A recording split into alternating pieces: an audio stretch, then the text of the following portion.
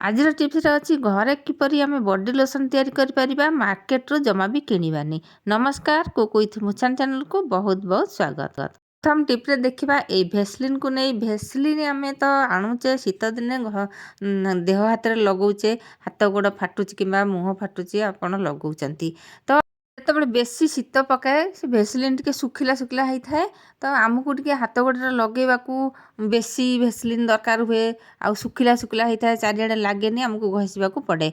तो एमती करवा आम देखूँ गैस रे पानी बसई देछि गरम पानी आम भेसलिन को पकईदेवा बेसी समय पकईवा दरकार ना सांगे सांगे टिके एपट सेपट नोटे देकी नहीं आसवा गोटे मिनिट रे। तो ये देखूँ किसी नड़िया तेल नहीं गली आपड़ जी परिमाण नड़िया तेल ने से परिमाण से भेसलिन को नवा भेसलिन ये संपूर्ण तरली जाइथिबो। ये देखूँ मु बाहर करके देखौची पूरा नड़िया तेल भली तरली जाइथिबो। जमिति नड़िया तेल शीतर बसी जाए भेसलिन से भाव में बसी जाए पूरा सुखिला सुखिला भाया होता है हाथ गोड़े लगेले टे लगे चारिड़े। तो आम मार्केट रू केते किणवा केते लगेबा जदि आम नड़िया तेल रे भेसलिन को मिसईकी लगेबा तो आम देहरे लगेबा ना जमा भी सुखिला सुखिला हेनी आपको आम किपरि बॉडी लोशन भाया व्यवहार करिपरिबा। वीडियो लगी रुहतु जमा भी स्किप करंतुनी एथरे मु आउ दुईटा जिनस मिसेबी।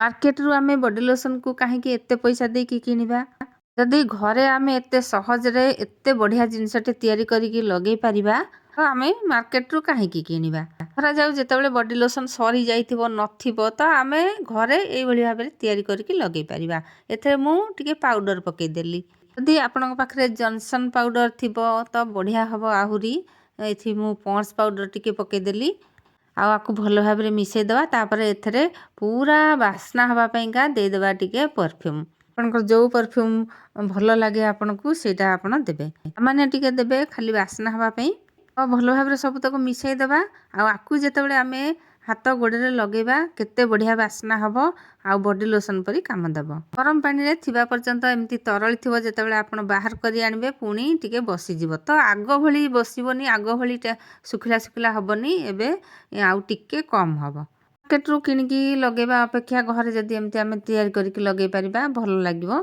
खाली भेसलिन लगेले कौन है ना आम हाथ में नवा आंगुठी जोठी लगेदेबा मेची होगी लगी एमती जदि आम नड़िया तेल रे मिसईकी लगेबा आउ भल भाव में चारिड़े लगे आ पतला होकर लगे भल भाव में मिसिबो मध्य। शीत दिन तो गोड़ हाथ फाटुची निश्चय आमको लगेबाकू पड़िबो निजर हाथ गोड़र केयर नेबाकू पड़िबो आउ एमती भाव में बेसी तैयारी करके रखी देइथिबे गोटे डब्बारे रखी देइथिबे जेतेबेले आपण लगेबा कथा सेतेबेले लगेबे। एठी देखंतु मु गोड़े मध्य लगौची पाद ऊपर हो किंबा गोईठी हो फाटिथिबो सेटा लगेदेबे बढ़िया हम आ कम भेसलिन रे मध्य काम चलीजिवो। गोईठी फाटिचे जदि गरम पानी टिके धोईकी जदि एमती भेसलिन को लगेबे सब बेले थाले जमा भी फाटिबोनी फाटिबा बंद हो जिवो आ दर्ज मध्य जदि हेतिबो दर्ज मध्य कमी जिवो गरम पानी धोइले दर्ज निश्चय कमी जिवो। आउ ये पुणी नड़िया तेल भाया बसीजिवो आपको जदि चाहिए पुणी सेमती तरल करने को पुणी गरम पानी रे ताटिया को थोईदेले पुणी सेमती तरल हो जिवो आपण सबुआडे तेल भली लगे पारिबे। एबे आमे जिबा नेक्स्ट टिप को ये नहीं जाइए किसी नड़िया कोरा आपण नड़िया खंड थिले मध्य नेबे कोरा थिले मध्य नेबे। ये टिपटा संपूर्ण नुआ अच्छे आपण माने देखिबे जमा भी वीडियो को स्किप करिवेनी यदि ये टिपटा टिके भी मिस करिवे ना मु कोन कोन आधरे मिस होची जमा भी जानि परिवेनी सेथिपाई कहूची जमा भी स्किप करिवेनी। तो एठी मु नै जाइए गोटे ग्राइंडर जार सेथरे नड़िया कोरा को देदेली अल्प टिके पानी दबा बेसी दबानी बेसी देले पानिया हो जिवो ताको भल भाव में पेस्ट करी आनिबा पूरा पालिश करके पेस्ट करके आनिबा। ए जो लोशनटा मु तैयारी करूची एई लोशनटा आपण शीत मास सारा लगेई पारिबे देह शुक्ला शुक्ला देखा जाए खदरा खदरा देखा जाए यही शीत मसरे तो आम या तैयारी करके घरे लगेबा। तो एठी मु नड़िया को भल भाव में बाटिकी नहीं आसली पूरा चिकन करके अल्प टिके पानी मिसेदेली आ ताको छाणीदेली भल भाव में छाणी देकी एमती भाव में चिपुड़ी देबा सबतक रस जमती से बाहरी आसिबो। से खदरा गुड़ा को जमा भी फिंगिबेनी खदरा गुड़ा जदि चीनी पकई टिके लड़ू करें नाई तो ताकू टिके अल्प टिके अरुआ चाउल पकई बाटी देकी बोरा करके तरकारी पकेले बढ़िया लगे। खदरा गुड़ा को भल भाव में चिपुड़ी देबा ता देहरे बहुत रस लगिकी रही देखु ये भल भाव में चिपुड़ी देले से सबुतक बाहरी आसिबो।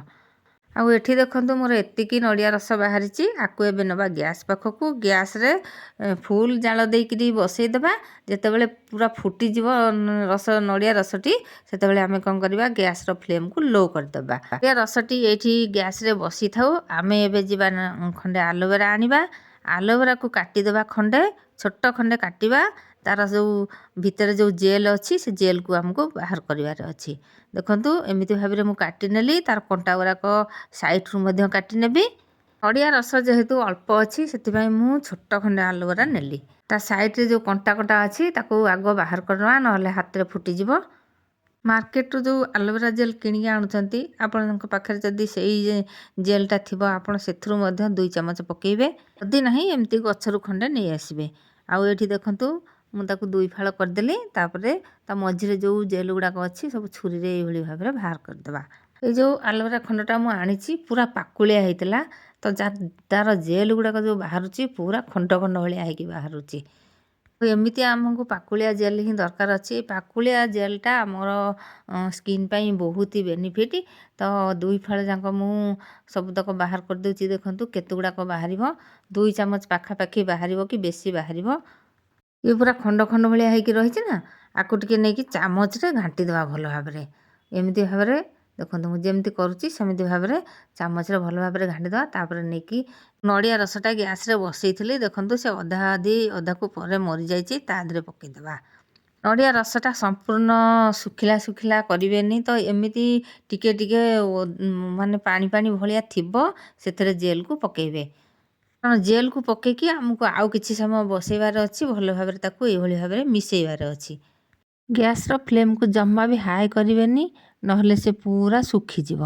ଶୁଖିଗଲେ କ୍ରିମ୍ ଭଳି ହେବନି। ଆଉ ସେଥିରୁ ତେଲ ବାହାରି ପଡ଼ିବ। ଯେମିତି ନଡ଼ିଆ ତେଲ, ରନ୍ଧା ନଡ଼ିଆ ତେଲ ମାରିଲା ବେଳେ ଯେମିତି ଶୁଖିଗଲେ ତେଲଟି ବାହାରି ପଡ଼େ, ସେମିତି ତେଲ ବାହାରି ପଡ଼ିବ, କ୍ରିମ୍ ହେବନି। ତ ସେଥିପାଇଁ ଆମେ ତାକୁ ଶୁଖେଇବାରେ ନାହିଁ। ଆଉ ଏଠି ଦେଖନ୍ତୁ ଏଇ ଟାଇପ୍ରେ ହେଇଛି। ଏ ଥଣ୍ଡା ହେଲା ପରେ ମୁଁ ତାକୁ ଭଲ ଭାବରେ ସବୁତକ କୋରିକାରି ଗ୍ରାଇଣ୍ଡର ଜାର୍ରେ ରଖିବା। ଛୋଟ ଜାର୍ ନେବା। ଆପଣ ଭାବୁଥିବେ ଗ୍ରାଇଣ୍ଡର କରିବା କ'ଣ ଦରକାର, ତ ଗ୍ୟାସ୍ରେ ବସେଇକି ଭଲ ଭାବରେ ତ ଫୁଟେଇଲେ, ଗୋଳେଇଲେ, ତ ଗ୍ରାଇଣ୍ଡର କରିବା କ'ଣ ଦରକାର। ଯେଉଁ ଆଲୋଭେରା ଜେଲ୍ଟା ଆମେ ପକାଇଥିଲେ ନା, ସେ ଏବେ ପର୍ଯ୍ୟନ୍ତ ଭଲ ଭାବରେ ମିଶିନି। ତ ଗ୍ରାଇଣ୍ଡର ଜାର୍ରେ ଯେତେବେଳେ ଆମେ ଗ୍ରାଇଣ୍ଡିଙ୍ଗ କରିଦେବା, ତ ବଢ଼ିଆ ଭାବରେ କ୍ରିମ୍ ଭଳିଆ ହେଇଯିବ। ଆଉ ବଡି ଲୋସନ୍ ଭଳି ପୁରା ପେଷ୍ଟ ଭଳିଆ ହେଇଯିବ। ଦର୍ଶକ ବନ୍ଧୁ, ଆପଣ କେଉଁ ଜାଗାରୁ ଦେଖୁଛନ୍ତି କମେଣ୍ଟରେ ନିଶ୍ଚୟ ଜଣାଇବେ।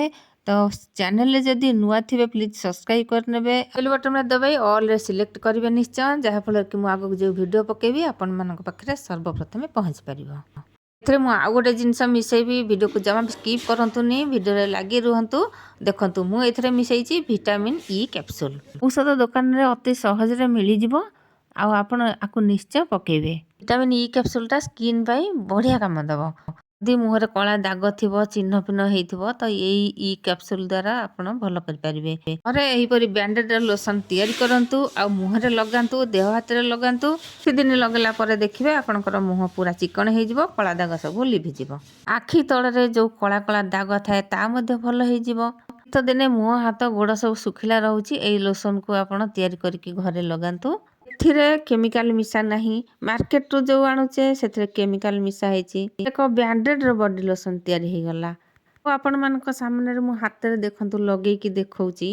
କିଛି ସମୟ ଲଗେଇବା ମାନେ 1-2 ମିନିଟ୍ ପରେ ଆମେ ଯେମିତି ବଡି ଲୋସନ୍ ଲଗେଇଲେ ଦେହଟା ହେଇଯାଏ, ହାତ ଗୋଡ଼ ହେଇଯାଏ, ସେଇଭଳିଆ ହେଇଥିବ। ଦେଖନ୍ତୁ ପୁରା ଲଗେଇଲା ପରେ କିଛି ସମୟ ପରେ ଟିକେ ଶୁଖିଲା ହେଇଯିବ। ତାପରେ ପୁରା ଏଇ ଯେଉଁ ଧଳା ଧଳା ଦେଖାଯାଉଛି, ଏଗୁଡ଼ା ବି ଆଉ ଦେଖାହେବନି। କେତେ ଗ୍ଲୋ କରୁଛି, କେତେ ଚିକ୍ କରୁଛି ଦେଖନ୍ତୁ। ଆଉ ଆକୁ ଆପଣ ଛୋଟ ପିଲାଙ୍କୁ ଲଗେଇ ପାରିବେ, ବୁଢ଼ାବୁଢ଼ୀ ଲଗେଇ ପାରିବେ, ସମସ୍ତେ ଆକୁ ଲଗେଇ ପାରିବେ। ଆଉ ଏ ଲୋସନ୍କୁ ଆପଣମାନେ ଥରେ ଲଗେଇକି ଫିଙ୍ଗି ଦେବେନି, ଆକୁ ଫ୍ରିଜ୍ରେ ରଖିଦେବେ। ପୁଣି ଯେତେବେଳେ ଇଚ୍ଛା ହେବ ସେତେବେଳେ ଲଗେଇ ପାରିବେ। ଭାବୁଛି ଆଜିର ଭିଡ଼ିଓଟି ଭଲ ଲାଗିଥିବ। ଆଜି ପାଇଁ ରହୁଛି ଦର୍ଶକ ବନ୍ଧୁ, ପୁଣି ଆଗକୁ ଆସିବି ଏମିତି ନୂଆ ଟିପ୍ ନେଇ। ଜୟ ଜଗନ୍ନାଥ।